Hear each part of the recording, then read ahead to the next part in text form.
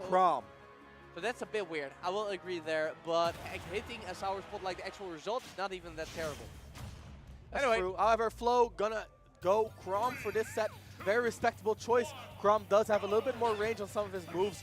For example, jab, he does not bend his elbow. And that alone gives him a little bit of extra reach on that sword. No weak hit either, but already Meru's all over the Flo. So Chrom does not share every animation. Chrom does not share every animation with No, Roy? for sure. I think it's forward tilt, forward smash. Oh, nice up B out of shield. Good damage right there. The Flo, very aware of what he has to do out of shield. And you know, one of the things that I really like about the Flo, I play with him a lot in Smash 4, right? And he's very good at shutting down defensive playstyles. He's very good at shutting down slow playstyles. He knows how to be in a range in which he can apply pressure without overcommitting to it. And that is very, very admirable. Oh, actually going early with the up B, messing up Meru's timing with the counter right there. Yeah, you need that because you don't get any second chances with Chrom. Oh, Forward big smash forward is smash. going to be safe with that tipper right there. No punish coming out from Meru. Yeah, even though shield stun has lessened by quite a bit compared to Smash 4, some moves still just keep you stuck in there. And that's Meru just floating slowly, hitting that forward air, killing Chrom just like that. And Flo has to find an answer here. He needs to get that kill without overcommitting. Look at that. He keeps running into hitboxes. There it is again. First the turnip, then the nair, then the up air. So many strong moves in rapid succession coming out from Meru. There's the jab back air. Very consistent. Very well done by the Flo. Do you know if he uses attack canceling? Because that looked smooth as hell. One of the best tools available. With buffered aerials in this game actually giving you sideways momentum, using an attack cancel is probably the most consistent way to actually do that. I still feel like basic turnarounds are some of the hardest inputs in the game, actually, you know? To make sure you do them as quick as possible and stay perfectly still. Here's the Flo. He's still looking solid right here. Look at the pressure right now. Going off stage so deeply. He is going to sacrifice a little bit of control, but gets it right back with that forward tilt. He knows how far he can extend. Does not catch the roll, but he doesn't die either. Does not make that. He does make it. He does not make it back. But there you see the big problem with Chrom. The soaring slash just sets you up so vulnerable when you have lost your jump. Exactly. Especially versus counter characters like Peach. Oh yeah. Peach has all the tools she needs to deal with Chrom. Oh, two of the best characters in the game. That's not going to kill, just barely. No, but that's still good damage. Soaring Slash is surprisingly strong. Yeah, that's 25, and the forward tilt out of shield on the get-up attack as well. Meru a little bit over-eager to get off that ledge. And then this Flo, evening it back up, he keeps getting killed, and he keeps answering back just like that. And Meru is a little bit more of a patient, a little bit more of a defensive player. Tries to take his time to set up his offense. And Flo knows how to stab through that patient game play very well. Once Meru is dead. in, though. He's dead. Yeah, that's gone. He's gone. Should be another Toad. Yes, there it is. There it is. What are you going to do now? Another Soaring Slash? I'll just give you another one of his servants, but he doesn't even make it to the ledge. Wow, yeah, well, there it is. That's why you pick Roy, kids. That's why you pick Roy. And I do believe you have to be thinking about that switch right now, because while it was only one stock, that one stock is going to be 1/3 of your tournament, you know, your tournament hope. Yeah, and you know you're not going to get any freebies from Meru, so... oh yeah, Meru is on point with those games. The Flo, I mean, it's like it's just Flo now, right? Flo going right back to Smashville, is going to switch to Roy, as you probably could have predicted. Yeah, I can't help but wonder why he even tried Chrom for game 1, though. I believe he was confident in the range advantage that Chrom did offer, but right now that difference is so minimal, he is going to be able to get much the same hits with Roy, and that is his calling card. Oh, stage face. Let's see what he got. Oh, instant waste of the stage. That's a shame. And the Flo's Roy is a thing of beauty. The way he applies pressure is just so immaculate, but Meru is no stranger to pressure. Look at these hitboxes. They just keep coming one after the other. Back air coming out. And the 2-frame turnip into the down air. No jump for Flo. He's dead. He's dead. Did you just say that Chrom's recovery is abusable? Meru says, no. You're all equal before my eyes. You're all mere mortals to my top tier. Maybe this is why the Flo went Chrom game 1. Maybe he knows thing or two about Meru and his Roy experience, because that edge guard, man, Immaculate. just perfect execution, knowing exactly where you can and cannot hit Roy when he's But trying we to know recover. how the flow. We know how flow works. He has answered consistently so far. Let's see what answer he has this time around. The flare blade those are gonna be baits. No result yet, no kill yet. The flow only 28% behind is gonna shield that forward air, but does not keep track of the cross of the landing upper. Is gonna be strong enough.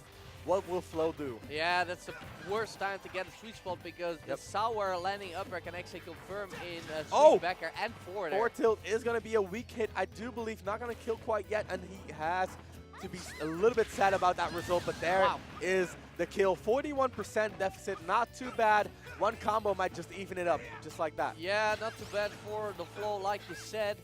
But, you know, when you're a Roy main and you're killing at 170, you gotta be thinking to yourself, okay, there has got to be a way for me to take the stock a little bit earlier, because that's kind of what my character does. Exactly, You know? it's that early read that really helps Roy, that really pushes Roy into that top tier status.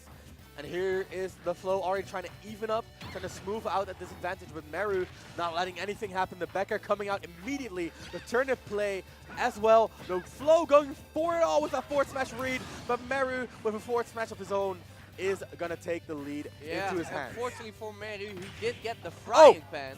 Ooh.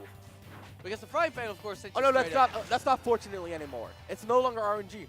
No, it's not RNG, but it's not like Flow's got to give him the time, you know, to figure out which one he got. Yeah, that is true. And here is Meru trying to, you know, just solidify his lead more and more. There's nothing much that he has to do. This game is all but over. The Flow fighting desperately, trying to get the pressure going. The Nair covering both his ascent and descent on his short hop. Down tilt pokes, forward air pokes, and the Nair as well. Yeah, it's just been the Nair and these little hits of the Nair, and Roy can get so much more. Oh, the multi-hit on the up B. Meru was not expecting that at all. And again, he lets Meru just come back. Oh, jab. Oh, yeah. Into the forward air. Especially because people at the ledge tend to DI towards the stage, you know, it's just like an instinct thing for most You Smash want to players. get away from that ledge right there, and that is going to be the downfall. Oh. And the Flow with those big damage combos, 55% already on Meru. Oh, and Meru once again ledge rolling, but Flow's not catching on. The early air dodge, Meru's going to get the grab, but the Flow has his jump back. He is going to recover with the early up B. Meru knows what's up, knows how to punish, and just like that, is going to take game 2 as well. A 2-0 lead against two different characters for Flow. I will say there that the last stock did not need to be a kill for Meru. True. Like, he did miss the ledge. Chrom definitely would have helped him out. I think he should stay Roy. But, yes, there it is, Roy. I keep thinking people are switching mains or like characters mid-set, because I hear like the little... the selection confirmation sound, but no voice like yet. like the little pog. You know? Exactly, yeah. But you have to do it every time in this game, and I keep forgetting. There's the Flow utilizing the platform to immediately put pressure on Meru, as well as the distro. There's the down tilt, very, very safe.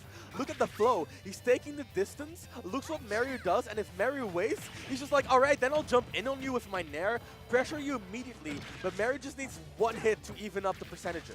Yeah, that's what we're seeing right now, and we have entered that awkward percentage where Roy can definitely get an early stock if he gets some kind of crazy sweet spot read, but his combos are kind of starting to end, you know? That's true, but the kill threat is starting to mount. A down tilt can easily lead to a tech chase right here. And that is what the Flow is looking for. The jab back air, the down tilt tech chase. Setups like that are probably vital for him to win this game this time around. There's the down tilt. Going to be a little bit too much knockback to get anything out of it.